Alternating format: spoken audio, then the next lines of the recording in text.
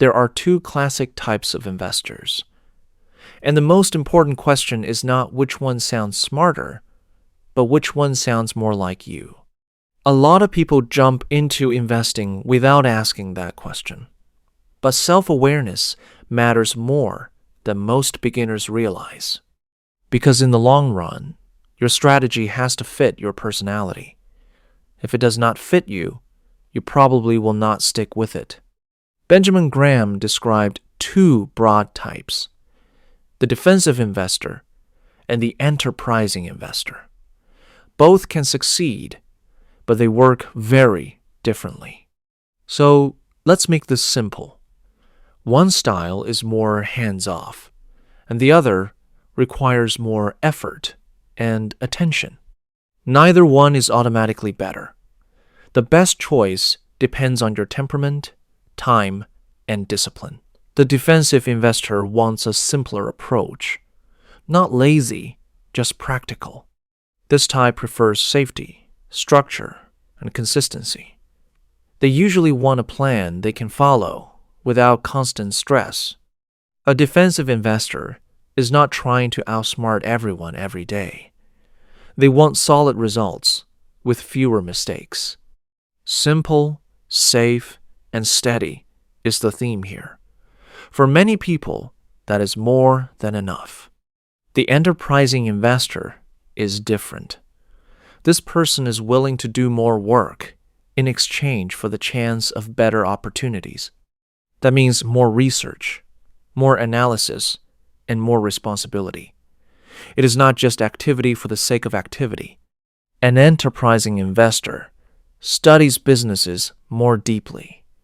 They are actively looking for situations the average person might miss. But that path only makes sense if you truly have the interest, skill, and discipline to do it well. So here is the real question. Which path fits your real life, not your fantasy version of yourself? That matters because investing is personal. Your strategy should match your mind, not your ego. A lot of people like the idea of being highly active.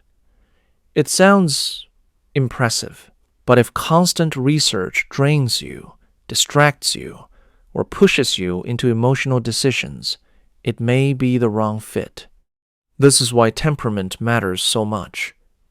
Good investing is not just about knowledge. It is about behavior. The honest answer is often the best answer. You do not need the most exciting strategy. You need the one you can actually follow. Some people open 10 tabs, watch every market update, and feel like they are being productive.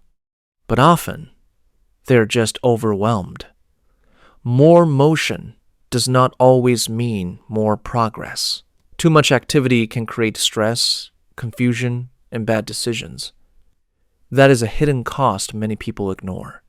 This is one of the biggest lessons in investing. Activity is overrated. Calm thinking usually wins. Being busy can feel impressive. It gives the illusion that you are doing something important. But if all that motion does not improve your decisions, it is just noise wearing a productivity costume. Sometimes, the smartest move is to stop, step back, and simplify. In investing, effective beats busy, always. A calmer process often leads to better judgment. Fewer distractions can mean clearer decisions. That is why many successful investors build systems that reduce stress. Simplicity can be a real advantage. So now we have two different ideas in front of us. Busy is one thing. Effective is another. And the better path is usually the one that helps you think clearly and act consistently. For the defensive investor, that often means a simple long-term plan, something steady and repeatable. Regular investing, broad diversification, and fewer emotional decisions can be very powerful. Defensive does not mean weak. It means disciplined. For the enterprising investor, the job is different. More effort only makes sense if it leads to better judgment. That requires patience, real curiosity, and careful analysis. not just constant clicking and chart watching. Enterprising investing is earned through extra effort. It is not just a personality label. And here is the key point. Both types can work. The question is whether the style matches your natural behavior. This is not a contest. One style is not morally superior to the other. What matters is alignment. Match the strategy to the person. If you are patient, steady, and not interested in deep research, the defensive path may fit beautifully. If you are disciplined, curious, and willing to put in real effort, the enterprising path may suit you. But either way, self-knowledge comes first. That is where wise investing begins. The market is always loud. It constantly tempts you to react. But reacting to every headline is usually not intelligence. It is often just emotional motion. Better investors learn to create space between noise and action. That space protects judgment. Less reaction often leads to better decisions. That is true for both investor types. At the end of the day, investing is not about looking busy. It is about building wealth over time.